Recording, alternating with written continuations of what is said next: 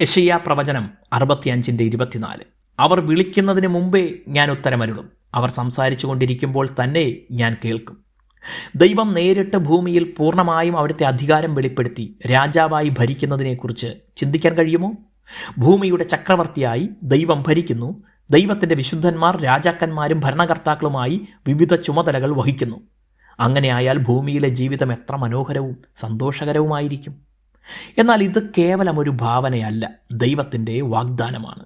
നിന്റെ രാജ്യം വരേണമേ, നിന്റെ ഇഷ്ടം സ്വർഗത്തിലെ പോലെ ഭൂമിയിലും ആകേണമേ എന്ന പ്രാർത്ഥനയ്ക്ക് അക്ഷരാർത്ഥത്തിൽ ഉത്തരം ലഭിക്കും. യേശുക്രിസ്തു യെരുശലേമിനെ കേന്ദ്രമാക്കി ദാവീദിൻ്റെ സിംഹാസനത്തിലിരുന്ന് 1000 വർഷം ഭരിക്കും. അന്ന് തൻ്റെ വിശുദ്ധന്മാർ വിവിധ ഭരണ ചുമതലകൾ നിർവഹിക്കും. എന്തിനാണ് ഇതിപ്പോൾ പറഞ്ഞത്?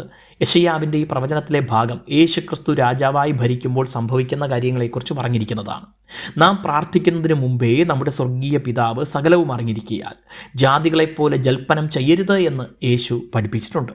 പ്രാർത്ഥനയിൽ പുലർത്തേണ്ട അച്ചടക്കത്തെക്കുറിച്ചാണ് അവിടുന്ന് ഇത് പറഞ്ഞത്. എന്നാൽ പ്രാർത്ഥന തന്നെ ആവശ്യമില്ലാതെ ദൈവം ഉത്തരമരുളുന്നതിനെക്കുറിച്ചാണ് യെശയ്യാവ് ഇവിടെ പറയുന്നത്. അന്ന് ദൈവജനം പ്രാർത്ഥിക്കേണ്ട ആവശ്യമില്ലാതെ അവർ ചിന്തിക്കുമ്പോൾ തന്നെ ദൈവഹിതം അവിടുന്ന് നടപ്പിലാക്കും. രണ്ടുപേര് തമ്മിൽ ആവശ്യങ്ങളെക്കുറിച്ച് സംസാരിച്ചു കൊണ്ടിരിക്കുമ്പോൾ തന്നെ അതിന് പരിഹാരമുണ്ടായിരിക്കും. ഇന്ന് നമ്മുടെ പ്രാർത്ഥനകൾ തീക്ഷ്ണമായവയാണ്, എന്നാൽ അതിൽ ഭാരപ്പെടേണ്ട. ദൈവം നമ്മെ പ്രാർത്ഥനാ വീരന്മാരായി, പ്രാർത്ഥനാ പോരാളികളായി തിരഞ്ഞെടുത്തതിലാണ് സന്തോഷിക്കേണ്ടത്. ദൈവത്തെ സ്നേഹിക്കുന്ന നമ്മുടെ പ്രാർത്ഥനകൾക്ക് അവിടുന്ന് തിരിഹിതപ്രകാരം ഉത്തരം നൽകും. ആകയാൽ മടുത്തു പോകാതെ വിശ്വാസത്തോടെ കൂടുതൽ ഉത്സാഹത്തോടെ പ്രാർത്ഥിക്കാം. തൻ്റെ സ്വപുത്രനെ തന്ന് സ്നേഹിച്ച ദൈവം തീർച്ചയായും ഏറ്റവും നല്ലത് തന്നെ നൽകി നമ്മെ മാനിക്കും. ദൈവം നമ്മെ ധാരാളം അനുഗ്രഹിക്കട്ടെ.